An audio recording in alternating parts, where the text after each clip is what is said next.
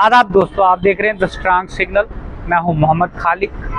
दोस्तों, आज हम बातचीत बनाई हैं जो यूथ सर्विस स्पोर्ट्स डिपार्टमेंट को लेकर कैसे फ्रॉड, फॉर्जरी और चीटिंग डिपार्टमेंट के अंदर कुछ व्यक्ति करते हैं और उन व्यक्तियों को शेल्टर करने के लिए कमिश्नर सेक्रेटरी शर्मद हफीज साहब जाते हैं। इन सारे सवालों के जवाब अभी जो मैं एपिसोड करने जा रहा हूँ, ये एपिसोड रहबरे खेल को लेकर कि सिमिलर मिस्टेक जो हाई कोर्ट ने प्रोहिबिटेड की अपने जजमेंट के अंदर, डबल बेंच ने, वही मिस्टेक 2019 में ये केस फाइल होता है, 22 में इसका डिसीजन होता है। यही कहानी रहबरे खेल के अंदर। अब कहानी इस तरह से है कि जब रहबरे खेल की पॉलिसी आई और रहबरे खेल पॉलिसी के अंदर स्टडी लीव का प्रोविज़न नहीं रखा गया। वैसे ही जब लेक्चरर इंचार्ज बनाए गए, उनको डीएसओ की पोस्टें दी गई, वो टीचर थे जिन्हें वो परमानेंट फिजिकल एजुकेशन टीचर थे। उनको एलिजिबिलिटी क्राइटेरिया मास्टर्स डिग्री था, तो डिग्री उनके पास थी नहीं। उसके बाद उन्होंने इन सर्विस में ही डिग्रियां लेके आए। ये कहानी हमने आपको पहले बताई थी। अब जो कहानी बताने जा रहे हैं वो रहबरे खेल। उस कहानी से लिंक जो डायरेक्टली जुड़ा हमारा है, क्योंकि लोग हमें कमेंट कर रहे हैं कि आप ये बताएं कि आपका टर्मिनेशन कैसे। आज हम डेटा के साथ में जो ये फाइल हमारे पास है, आपकी स्क्रीन पे जो फोटोज चलेंगे वो भी आप देखें। सबसे पहले हम बात करेंगे आपके साथ कि जम्मू कश्मीर के अंदर जो पॉलिसी रहबरे खेल की आई, उस रहबरे खेल पॉलिसी के अंदर कोई भी प्रोविज़न स्टडी लीव का नहीं था। चाहे वो किसी औरत को, जो लड़की होगी जिसने शादी की, उसको बच्चा करना हो, अगर वो मैटरनिटी, फैटर्निटी, किसी भी टाइप की लीव लेना चाहेगी शादी के लिए, शादी पे भी लेना चाहेगी, वो अनऑथोराइज्ड अब्सेंट होगी। अनऑथोराइज्ड अब्सेंट होने के बाद उसको डिपार्टमेंट टर्मिनेट करेगा, कोई भी रिलैक्सेशन नहीं। जहाँ पे लेक्चररों के लिए रूल बना था, स्टैट्यूटरी रूल बना था, उनके सिविल सर्विस एक्ट के अंदर एप्लीकेबल थे, उन लोगों ने फ्रॉड और फॉर्जरी की डिपार्टमेंट के साथ। उसके बाद किसी भी फंक्शनरी पे पर्चा नहीं लगा। ये हाई कोर्ट का कहना था कि आपने प्रॉपर एक्शन नहीं लिया। प्रॉपर एक्शन लेने का मतलब था कि आपको कंसर्न थाने में हायर अथॉरिटी जो भी थी, डीएसओ के ऊपर, यानी डायरेक्टर या डिप्टी डायरेक्टर ने इन पे एफआईआर लॉन्च करवा दी। ऐसी बात नहीं कि हमने प्रयास नहीं किया। हमने क्राइम ब्रांच, हमने एंटी करप्शन ब्यूरो, जब डायरेक्टर अनिल जैन साहब थे, पूरा डेटा दिया, लेकिन किसी पे आज तक एफआईआर नहीं। उन बातों के लिए भी हम आपको एक एक चीज़ से वाकिफ़ करेंगे कि कैसे एक टीचर जॉइंट डायरेक्टर रिटायर होता है, इसके पीछे किसका हाथ है। ये सारी फाइलें खुलेंगी, लेकिन आहिस्ता आहिस्ता। उससे पहले आपसे गुजारिश है कि आप हमें ज़्यादा से ज़्यादा फॉलो कीजिए ताकि हमारा चैनल मोनेटाइज हो जाए। कल या परसों इसको सरकार बंद करवा देगी, लेकिन उससे पहले आपको कहेंगे कि रहबरे खेल के अंदर हुआ क्या। सबसे बड़ा सवाल, सबसे पहला सवाल, जो इनकी रिक्रूटमेंट हुई वो on the basis of percentage हुई। वो 2017 में जब ये पॉलिसी नोटिफाइड की पीडीपी सरकार ने, तो उसके बाद 19 में इसमें रिक्रूटमेंट होनी थी। इन 2 सालों के बीच में ऐसा क्या क्या हुआ, किस किस यूनिवर्सिटी से उधार की डिग्रियां ट्रेनों में आई, जिन लोगों को ये भी नहीं पता है कि यूनिवर्सिटी का नाम क्या है। जो यूनिवर्सिटी, जिस यूनिवर्सिटी के अंदर जो कोर्स एग्जिस्ट ही नहीं करता है, उस यूनिवर्सिटी की डिग्री लेकर एक व्यक्ति नौकरी करता है। कैसे कैसे फ्रॉड हो रहे हैं जम्मू कश्मीर में, और ये करने वाले व्यक्ति को भी हम बाय नेम आपके सामने लाएंगे। लेकिन उससे पहले एक ये रिपोर्ट, इस खबर को ज़रूर देखें। अब हम आपके पास वो डेटा देने जा रहे हैं। ये वो डेटा है जिसका लिंक मेरे टर्मिनेशन से, एक आरटीआई में, जो आरटीआई 2022 में जब ये केस की जजमेंट आई, इसी में जब मैंने आरटीआई फाइल की, तो इस आरटीआई में जवाब आया कि जिन लोगों ने, जितने भी रहबरे खेल लोग थे जिन्होंने इनलीगली इन सर्विस डिग्रियां एक्वायर की थी, अगर अकॉर्डिंग टू लेक्चरर हमारी, उनकी डिग्रियां इनलीगल कहा हाई कोर्ट ने, क्योंकि वो सर्विस रूल बने हुए थे, हमारे लिए कोई सर्विस रूल नहीं, तो हमें कॉम्पिटेंट अथॉरिटी डायरेक्टर ही था जो हमें स्टडी लीव देता। RATs के कितने केसेस हैं ये भी आपको बताएंगे। लेकिन ये रहबरी खेल। अब रहबरी खेल की बात करें तो जिन लोगों ने लीगली अप्लाई किया डायरेक्टर के पास, जो केस सेक्रेटरीट उस वक्त LG सरकार के पास गए, वो केस हमारे हाथ में है। इन केसों के अंदर जिन लोगों के नाम है जिन्होंने स्टडी लीव, कितने तरह की स्टडी लीव थी ये भी बताएंगे। एक तो वो लोग थे जिन लोगों ने सिर्फ एग्ज़ाम में अपियर होना था, एक वो लोग थे जिनका एक सेमेस्टर रहता था, एक वो लोग थे जिनके 2 सेमेस्टर रहते थे, एक वो लोग भी थे जिनकी एडमिशन हुई थी, उसमें मैं भी था। अब उन सारे लोगों में से सारे लोग अपनी डिग्रियां कर चुके हैं, डिपार्टमेंट के अंदर नौकरी कर रहे हैं। उसमें से सिर्फ मैं मोहम्मद खालिद करूँगा, क्योंकि मैं ITI में बार बार ये जवाब पूछ रहा था कि सरकार ने क्या किया। सरकार ने जब director general youth service and sports letter लिखता है सरकार को, कमिश्नर सेक्रेटरी को, कि हमें इनको क्या करना है, तो कमिश्नर सेक्रेटरी 2 क्वेश्चन पुट करता है। क्या रहबरी खेल का कैंडिडेट अपनी ड्यूटी के दौरान ये डिग्री कर सकता है या नहीं? अगर कर सकता है तो वो दोनों जगह पे कैसे अपनी अटेंडेंस को मेंटेन करेगा? अगर वो रेगुलर यूनिवर्सिटी जाएगा तो वो रेगुलर ड्यूटी कैसे आएगा? अगर वो रेगुलर ड्यूटी नहीं आएगा तो वो अपनी अटेंडेंस पूरी कैसे करेगा? ये सवाल थे। मैं कह रहा था फ्रॉड, फॉर्जरी और चीटिंग।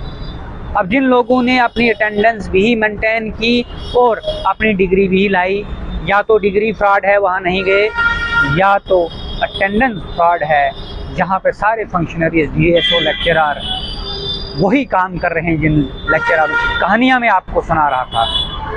वही लेक्चरर इनको कैसे स्टडी लीव देते हैं और कैसे शेल्टर करते हैं, वो सारे डेटा ये। अब सबसे पहले जब ये सवाल पैदा हुए, सवाल पैदा होने के बाद जिन लोगों ने अप्लाई किया, उन लोगों के, जिन लोगों ने उसके बाद डिग्रियां एक्वायर की, जिन्होंने गवर्नमेंट को इन्फॉर्म किया हुआ था, उन लोगों पे कोई एक्शन नहीं हुआ, सिर्फ मोहम्मद खालिद पे हुआ। उसके लिए मैंने कमिश्नर सेक्रेटरी, एडवाइज़र भटनागर साहब, एडवाइज़र फारूक खान, LG साहब, उसके बाद चीफ सेक्रेटरी अरुण कुमार मेहता साहब, इन सब को रिटन में FIR लॉन्च करने के लिए डिप्टी डायरेक्टर और जॉइंट डायरेक्टर और कुछ DSO के नाम दिए कि इन पे FIR लॉन्च की जाए, जिसमें मैंने कंसर्न थाना जो नवाबाद जम्मू में है उसमें भी एक एप्लीकेशन दी, फिर SDPO सानियापुर हुआनी को दी। उसके बावजूद मैंने crime branch, anti corruption bureau में भी एप्लीकेशन दी। लेकिन इन सब चीज़ों पे एक्शन इसलिए नहीं हुआ क्योंकि जिन लोगों का मैं नाम लेने जा रहा हूँ, RTI या कंप्लेंट डिपार्टमेंटली जो इंटरनली इन्वेस्टिगेशन होती है वो भी एक लेक्चरर ही है, और RTI का डेटा रखने वाली भी डिपार्टमेंट के अंदर लेक्चरर ही है। अगर आप एक चोर को बोलोगे आप ही चोर हो और आपने ही इन्वेस्टिगेशन करनी है, तो वो फिर इन्वेस्टिगेशन करके नहीं देंगे। लेकिन हमारे पास डेटा है, ये डेटा बता रहा है कि कितने लोगों ने स्टडी लीव के लिए अप्लाई किया है। अब जब ये स्टडी लीव के लिए अप्लाई किया है लोगों ने, जो टोटल रिप्रेजेंटेशंस गई हैं, ये रिप्रेजेंटेशन नियर अबाउट 55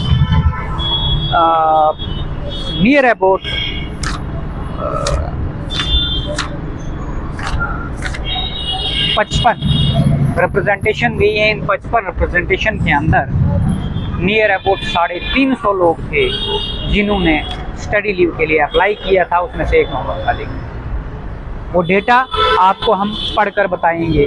जिन्होंने स्टडी लीव के लिए अप्लाई किया था उसमें ये रहबरे खेल के लिए किसी भी किस्म की स्टडी लीव है ही नहीं। ये कमिश्नर ने लिखा कि आप जवाब दें डायरेक्टर। डायरेक्टर जवाब फिर देता है कि पॉलिसी में कोई प्रोविज़न नहीं है, लिहाजा अब इनको करना क्या चाहिए? इनको ये करना चाहिए था कि कुछ लोग नांदेड़ यूनिवर्सिटी से थे, कुछ लोग नागपुर यूनिवर्सिटी से थे, कुछ लोग, बहुत सारे लोग थे जो अलग अलग डिस्ट्रिक्टों से थे। अब मैं डिस्ट्रिक्ट वाइज आपको अगर नाम बताऊं तो डिस्ट्रिक्ट वाइज पहली बात करें रहबरे खेल की, district Bandipora, district Pulwama, district Kargil. पहला नाम Faheem Faisal, zone Hajin, district Bandipura. PH Ahmad, district Anantnag. Wahid Hussain, final semester BPEd। अच्छा, कश्मीर यूनिवर्सिटी से अलियास था, MPEd semester first, Kashmir university. क्या इसने MPEd की या नहीं की, हम बताते हैं आगे आपको। नसार अहमद हुर्रा, ये एक्टिविस्ट है रहबरे खेल, इसने भी डिग्री कर ली है, ये भी नौकरी कर रहा है। और उसके अलावा ये 55 जो रिप्रेजेंटेशंस थी, इन 55 रिप्रेजेंटेशंस में जब डायरेक्टर से जवाब मांगा गया तो डायरेक्टर के पास कोई जवाब नहीं। डायरेक्टर कहता है, for the grant of study leave in favour of the Rehbare Khel teachers to pursue higher study in the policy for engagement of the Rehbare Khel adopted by order number so and so, justification to reconsider the case for grant of study leave for pursuing MPEd. In view of the above, they kindly reference record to civil of authority. जब commissioner इससे जवाब पूछता है तो फिर से ये वापस वही जवाब देते हैं कि पॉलिसी में प्रोविजन नहीं है। कमिश्नर जवाब मांग रहा है, फिर एडवाइज़र जवाब मांग रहा है, फिर से वही जवाब जाता है कि इसमें कोई भी प्रोविज़न नहीं है। लेकिन जो केस आपने डिसाइड करने के लिए दिए, एग्जामिन करने के लिए दिए, फिर YSS with request to examine the case in light of Rehbare Khel policy issued department so and so accordingly necessary action. अब मैं आपको बता दूं कि ये जो चीज़ें सारी हुई, कमिश्नर सेक्रेटरी सवाल पूछ रहा डायरेक्टर से, डायरेक्टर वापस जवाब नहीं दे रहा, वो भी वापस सवाल खड़ा कर रहा है कि इस पॉलिसी के अंदर नहीं है प्रोविजन। अब इनको अगर रिजेक्ट करना था, इन सारे केसों को रिजेक्ट करके एक कंक्लूडेड रिपोर्ट देनी थी कि हमने सबके केस टर्न डाउन कर दिए हैं, आपको कोई स्टडी लीव नहीं मिलेगी। इसके पीछे अब आप देखिए कि इन्होंने इसको गोल मोल में टर्न डाउन कर ये भी नहीं कहा कि हम इनको देंगे या नहीं देंगे। ये 300 के करीब जो लोग हैं वो अपनी नौकरी कर रहे हैं और इन्होंने डिग्रियां ले चुके, जो डिपार्टमेंट के पास डेटा पहुंच चुका है। उसके अलावा जो लोग इस वक्त भी PhDयाँ कर रहे हैं और जिन्होंने कर ली, वो भी बहुत सारे लोग हैं। जब RTI में ये डेटा मांगा जाता है कि कितने लोग हैं कि आप हमें बताएं कि जिन्होंने ड्यूरिंग सर्विस रहबरे खेल में नौकरियां करते हुए डिग्रियां लेके आए, तो यही डिस्ट्रिक्ट के लेक्चरर इनको शेल्टर करने के लिए कहा जाता है कि आप अपनी डिग्रियां हमारे पास सबमिट ही ना करवाएं। वो डेटा भी हमारे पास है कि ये डेटा आप हमारे पास सबमिट ही ना कराएं, ताकि सरकार को पता ही ना चले कि ऐसे कितने लोग हैं, और आप अपनी नौकरी बड़े आराम से करें। अब बात करेंगे फेक और फ्रॉड डिग्रियां। जो इन्होंने फेक और फ्रॉड डिग्रियां एक्वायर्ड की at the time of the recruitment, उनकी वेरिफिकेशंस कैसे हुई? उनकी वेरिफिकेशंस 300 रुपये पे CID वाले के पास कंप्रोमाइज़ हुई, 300 रुपये पे डिस्ट्रिक्ट ऑफिसर यानी डिस्ट्रिक्ट ऑफिसर DSO था, और वहाँ पे एक टीचर काम कर रहा था जो फिजिकल एजुकेशन लेक्चरर था।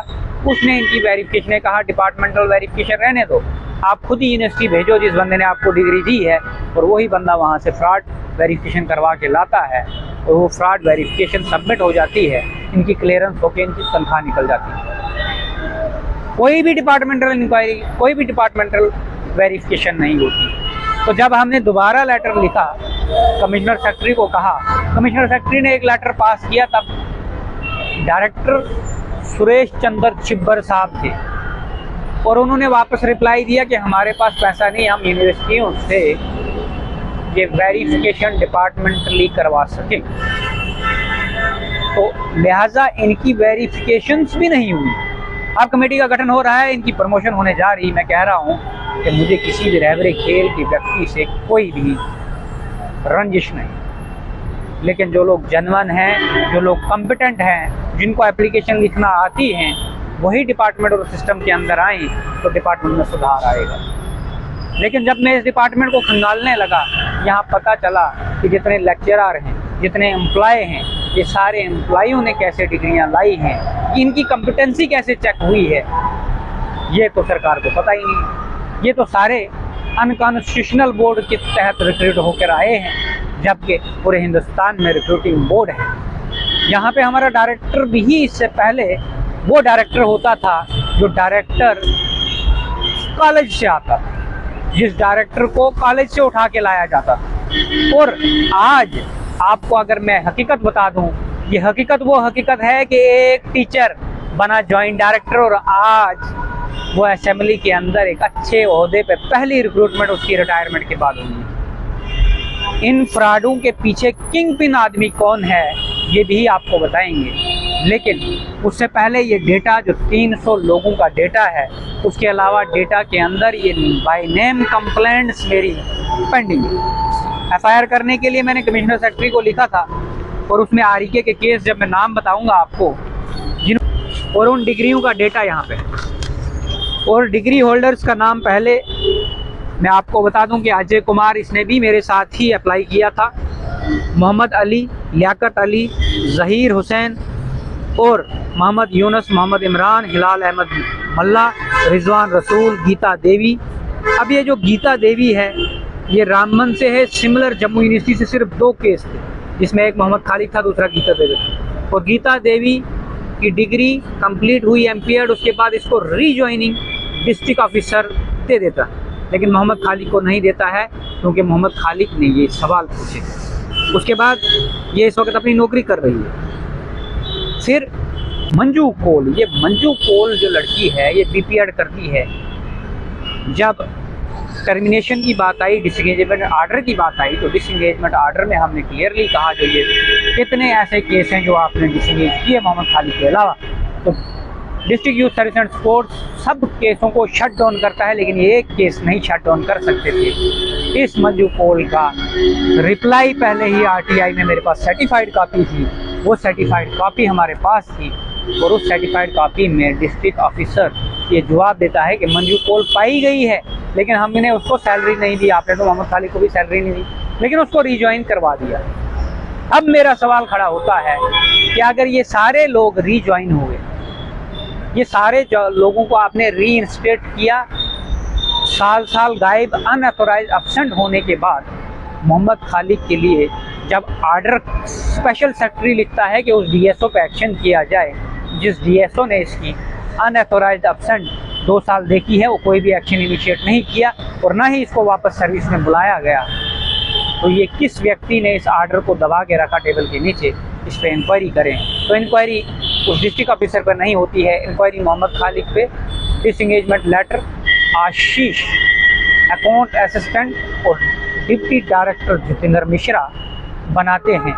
इस कंस्पिरेसी के पीछे भी क्या लॉजिक है, वो लॉजिक भी हम आपको बताएंगे, लेकिन वो लॉजिक तब बताएंगे जो स्कैम रहबरी खेल के अंदर है, जो स्कैम लेक्चरर्स के अंदर है। इस स्कैम और इनरेगुलरिटीज और फ्रॉड और फॉर्जरी को हम एस्टेब्लिश भी करवाएंगे। लेकिन हमें पता है जो ताकतवर लोग और किंग पिन आदमी है वो इस वक्त असेंबली के अंदर आ चुके हैं और असेंबली के अंदर उनका अपॉइंटमेंट लेटर साइन हो चुका है, जनरल एडमिनिस्ट्रेशन ने किया है। क्या एनसी सरकार रिटायर्ड लोगों को नौकरी देगी और अनएम्प्लॉयड यूथ इनको जिनके साथ कहा था कि हम आपको 90 दिन के अंदर इतने लाख नौकरियां देंगे, या उनको देगी, या मैनिफेस्टो के अंदर जिन लोगों को रीइंस्टेट करने का कहा था, ऐसा एक व्यक्ति दिखाएं कि जो उन्होंने रीइंस्टेट किया है। आप जुड़े रहें हमारे साथ, हम आपको बता रहे हैं ये रहबरे खेल के केस। अब परमानेंट लेक्चरर के केस जो है, परमानेंट लेक्चरर में और परमानेंट लेक्चरर में आबिद बशीर रहतर, पहला केस बशीर अहमद रहतर हबीबुल्ला वानी 2016 में, ये अनंतनाग डिस्ट्रिक्ट से है, एमपीएड पीएचडी कर चुके हैं। ये एमपीएड करके फिजिकल एजुकेशन लेक्चर लाके पीएचडी कर दी। फिर आया बिलाल मुदस्सिर हबीबुल्ला वानी, फिजिकल एजुकेशन लेक्चर आ रहे हैं, एमपीएड की है, पीएचडी अनंतनाग। फिर MPEd MPhil रिदवानुल Ramzan Mohammad Ramzan district Kupwara, PhD कर चुके हैं।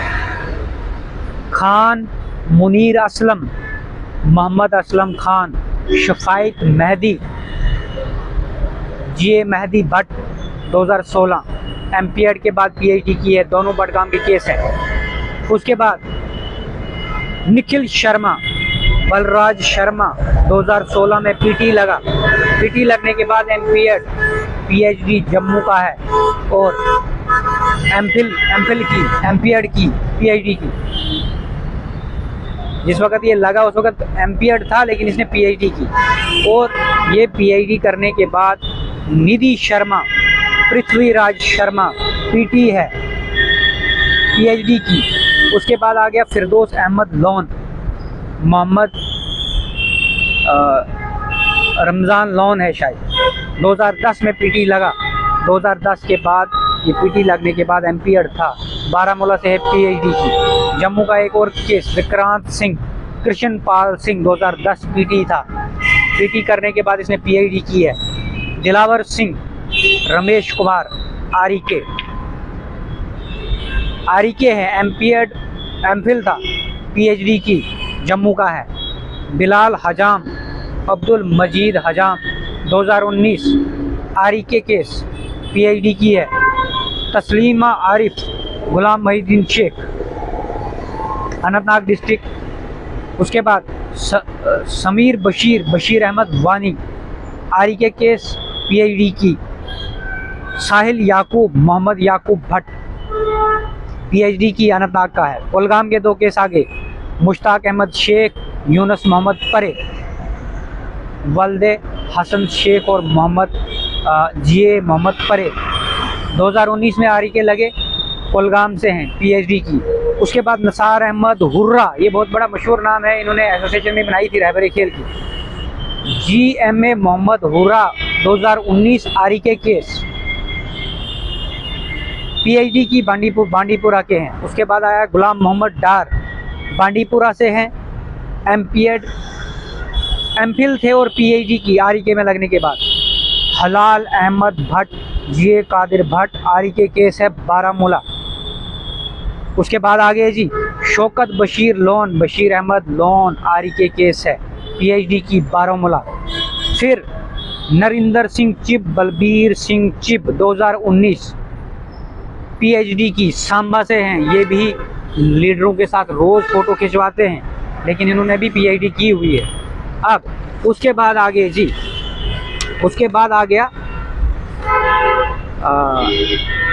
एजाज हुसैन, जीए हसन हजाम, आरिके का केस है, पीएचडी की, कुलगाम का केस है। उसके बाद आ गया जी मोहम्मद मकबूल भट्ट, आरिके का केस है, सांबा से हैं। नसीर मुश्ताक अहमद रैथर, गुलाम मोहम्मद रैथर, आरिके केस है, गांदरबल से 2 केस है। अवैसुल रैथर गांदरबल से। खुर्शीद अहमद हुर्रा, अब्दुल अजीज़ हुर्रा, ये भी पलवामा डिस्ट्रिक्ट से हैं। शौकत अहमद चाट, फारूक अहमद 2019 आरिके केस। ये सारे वो आरिके के केस हैं जो आपको मैंने पढ़ के बताए हैं। ये केस सारे इन सर्विस डिग्री कर चुके हैं, इन पे कोई भी एक्शन इनिशिएट नहीं हुआ। उसके बाद रियाज अहमद डार, अब्दुल्ला डार, अनंतनाग, ये लोग वो हैं जिन्होंने पीटीआई में अप्लाई किया था, वहाँ फंस गए। ये वो वाले केस हैं। हायर स्टडीज़ इनलीगली एक्वायर करने के बाद इन्होंने पीटीआई यानी एपीटीआई अप्लाई किया, जो पोस्ट जेकेपीएससी ने एक तो लेक्चरर की पोस्ट निकाली थी और दूसरी पीटीआई की निकाली थी, जो पीछे ये रिक्रूटमेंट कंप्लीट हो चुकी है। उसमें 6 केस हैं, जिन 6 केसों ने इसमें अप्लाई किया है। पहला नाम है अजीज़ हुसैन हुर्रा, दूसरा केस है रियाज अहमद डार, तीसरा केस है अहमद मीर, और उसके बाद है सईद खुर्शीद गिलानी, उसके बाद है सुमैया रमज़ान और महबूब अहमद शेख। ये अनंतनाग और बडगाम का एक केस है, अनंतनाग और कुलगाम के।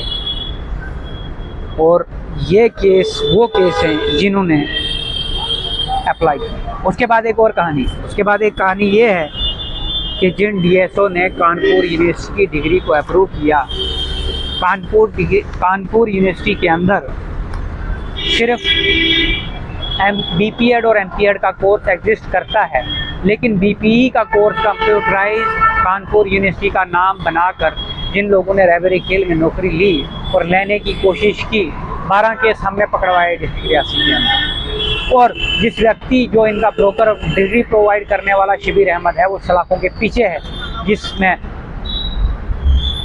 92 पेज या 85 पेज ने एंटी करप्शन ब्यूरो ने क्राइम ब्रांच ने चार्जशीट फाइल की है और जेलों के सलाखों के पीछे है ये जो फेक और फ्रॉड डिग्री प्रोवाइड करता था। अभी और कैसे हैं, ये सारी फाइलें खुलेंगी और ये सारी फाइलों के क्वेश्चन पूछे हैं मैंने कमिश्नर से, डायरेक्टरों से, लेकिन डायरेक्टर बदलते रहते हैं, डायरेक्टरों की कोई गलती नहीं है।